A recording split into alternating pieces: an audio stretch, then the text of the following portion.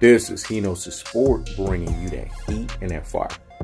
Is it any shock that Draymond Green was one of the reasons? I don't believe he was the reason. He's one of the reasons. I told you there's a twofold reason why Kevin Durant left the Golden State Warriors. Look at the Golden State Warriors right now. I told you guys. And the prediction king strikes again. Let me say it again. And the prediction king strikes again. And number 3 for the 3 of confirmation. And the prediction king strikes again. When it comes to basketball, man, I'm damn near above 95 percentile of correction in terms of being right. My prediction king fashion in basketball is second to none, dog. When I tell you things are going to happen, Richie Rich done told you he know me for 30 plus years. When He Knows the Sport puts his mouth on something, his ability to discern situations is off the charts. It's a gift, dog. It's come from the man above, dog. I can't help it. So when I put my radar on something and I tell you how it's going to happen, it's going to happen.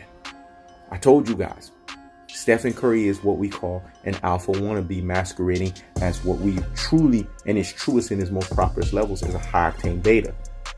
Folks don't want to accept this. What people don't understand is Golden State Warriors were smoke and mirrors. Kevin Durant was the one who was basically hiding the smoke and the mirrors. Let me say it again. Golden State Warriors was a Splash Brothers smoke and mirrors. They're a team that live and die by the 3-point shot. When they played the Cleveland Cavaliers and LeBron James psychologically, and you let LeBron James, of all people, this abysmal, atrocious, you know what I'm saying, nonsensical 33% NBA Finals average, doesn't know if he wants to have a hairline or don't want to have a hairline type of dude, beat your ass and mentally whoop you and mentally whoop you, you got an issue. This is where I knew Stephen Curry was completely and utterly exposed. Because true alphas, like a Kawhi Leonard, Kevin Durant, Kobe Bryant, Michael Jordan, they would lash LeBron James' fucking ass up. Let me say again. They would lash his fucking ass up and send him packing. Like when Kevin Durant dropped that 35 crooked little eye 3-point shot in LeBron James' face and sent his ass packing. And said, no, Rodney Hood, you guard him. No, J.R. Smith, you guard him. I don't want no parts of him. Matter of fact, the whole next year, y'all guard him completely. That's what a true alpha does. When Kawhi Leonard locked LeBron James' ass up, lashed his ass up in the 2014 NBA Finals. That's what a true alpha does. At his truest and his most prosperous levels. He puts the La Farce and the La Fraud in his the truest and his the most prosperous levels. Because there's the levels to this shit. Shout outs to LaMeek Mills. This is when I knew Stephen Curry was exposed. Because you let that dude get into your head. But I already knew he was exposed prior to that because Matthew Dellavedova.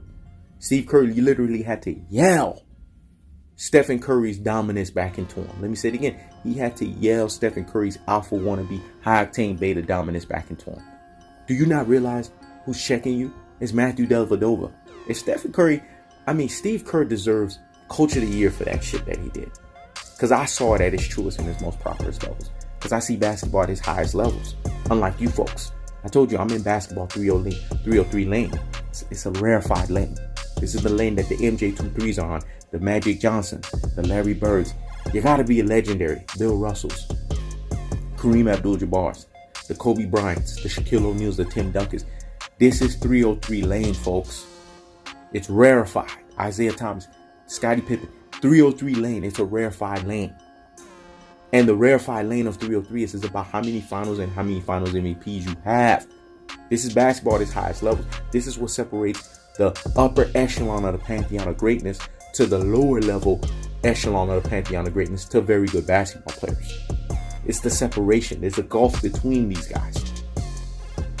If you listen to the greatest players that ever played, they always tell you it's about how many championships you win and how many finals MVPs you have with it. Because when it's all said and done, like I told you guys before, and I mentioned this in a boxing video, so I'm going to mention it in a basketball video.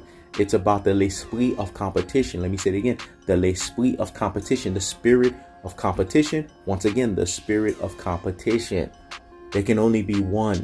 There can only be a certain player or certain team that lords over the rest. This is what competition at its truest and its most properest levels. At its most cold-hearted, unadulterated, cutthroat truth-teller fashion, like the ultimate truth-teller. On YouTube, He Knows the Sport delivers it in this fashion. This is what competition is all about. I'm a competitor like nobody's business. There can only be one. There is no second best when it comes to competition. There's the best and then there's the rest. Let me say it again. There is no second best when it comes to competition. There's the best and then there's the rest. Stephen Curry been exposed. When people was trying to sit here and act like he was a 1A and 1B, no the fuck he wasn't. Kobe Bryant and Shaquille O'Neal was 1A and 1B. Stephen Curry was a high octane beta, alpha wannabe. He was a number 2 at his truest and his most prosperous levels. You guys don't understand how much Kevin Durant was hiding those smoke and mirrors because of his over-the-topness self. Let me say it again. You don't understand how much Kevin Durant was hiding those smoke and mirrors because of his over-the-topness self. Kevin Durant shows you his value. He left Oklahoma City Thunder. They have become straight what? Boo-boo. Trash. Horse dungness. When you look at the Golden State Warriors, what have they become now? Straight boo-boo. Trash. Horse dungness, dog. That's what they become. Because it tells you that Kevin Durant is an anomaly. He's an enigma. He's the player that stands alone. Now, Draymond Green exacerbated the situation because he wasn't the only problem. But he exacerbated it in the sense that he had the gall as the Mr. Cleanup guy. It's one thing when Stephen Curry fucked up, right? And didn't admit that, like I told you guys about option 1 and option 2, you guys are starting to understand he knows the sports vernaculars now. Option 2 has the burden, the continual and the constant burden of reassuring option 1 that he is option 1. He always has to make the public proclamation. He always has to be subservient. He always has to give the fucking knee to option 1. This is basketball at its highest levels. You need a hierarchy established.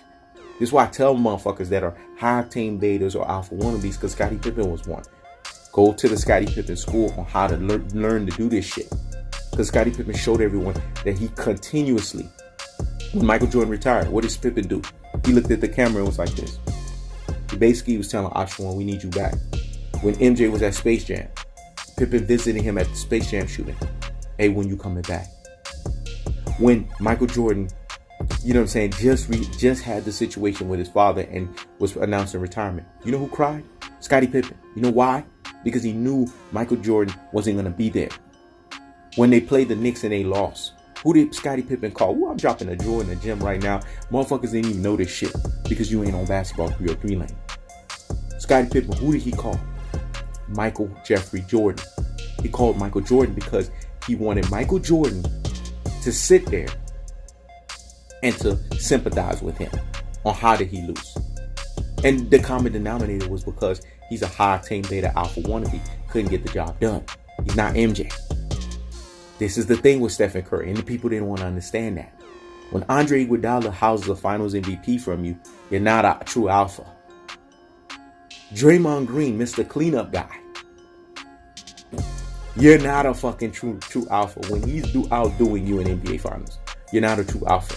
Because a true alpha stands alone amongst the sum of all parts. Let me say it again. A true alpha stands alone amongst the sum of all parts. The reason why Stephen Curry is getting ramalanged along with Draymond Green is because of his problem. Because his is the bigger problem.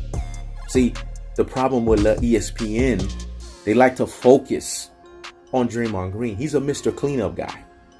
He doesn't know better. There was a point where his pros outweighed his cons, but now his cons for the last 3 years have outweighed his pros. When you're a Mr. Cleanup guy, you shut your fucking face, dog. I was about to say something even more damaging, but then I said, you know what? I'm on YouTube. Gotta follow the community guidelines. Draymond Green needs to shut his fucking face. He's a Mr. Cleanup guy. You should be happy that you have the contract that you have because Kevin Durant left. You wouldn't have gotten that contract. And prior to that, you were winning championships off of the strength of Stephen Curry, Klay Thompson, Andre Iguodala, and company. So you really didn't do shit. Steve Kerr's getting exposed because we knew the offense was a Mark Jackson offense. I don't know how many times I had to tell people this. Mark Jackson laid the blueprint out. And then Steve Kerr came in and delivered the goods. Let me say it again. Mark Jackson laid the blueprint out and Steve Kerr delivered the goods. I gave this example as the Miami Hurricanes. If you guys know football, you know what I'm talking about. Larry Croker came in and basically took and profited off of the previous head coach's job. He did all of the work. Larry Croker came in and got the championships. Same fuckery with Mark Jackson and Steve Kerr. Steve Kerr profited off of what Mark Jackson did. The blueprint he laid, the foundation he laid with the Golden State Warriors. Why he wants to give that credit. But Draymond Green is the lesser issue. The bigger issue was Stephen Curry.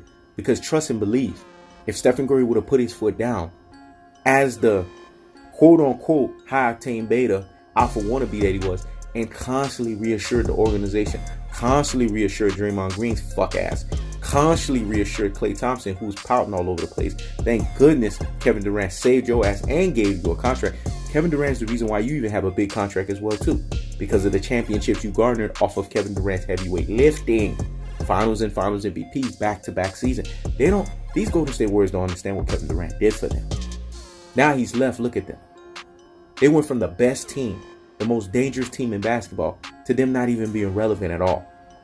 It's like the Jay-Z takeover when he went after Nas. He said, you went from, you know what I'm saying, one of the best to not even top 5, not even in diction at all. That's what happened to the Golden State Warriors. They're not even in diction at all. But who said this? And the prediction king strikes again. Let me say it again. And the prediction king strikes again. Because I'm a prediction king, dog. When I put my prediction on something, especially when it comes to basketball, I'm above the fray. I told you guys that Stephen Curry was an alpha wannabe high octane beta. Nobody wanted to listen. Now motherfuckers are paying attention and listening. Let me say again. Now motherfuckers are paying attention and listening. This is the thing. Stephen Curry fell into the Russell Westbrook trap. Not knowing your truest and your most properest levels.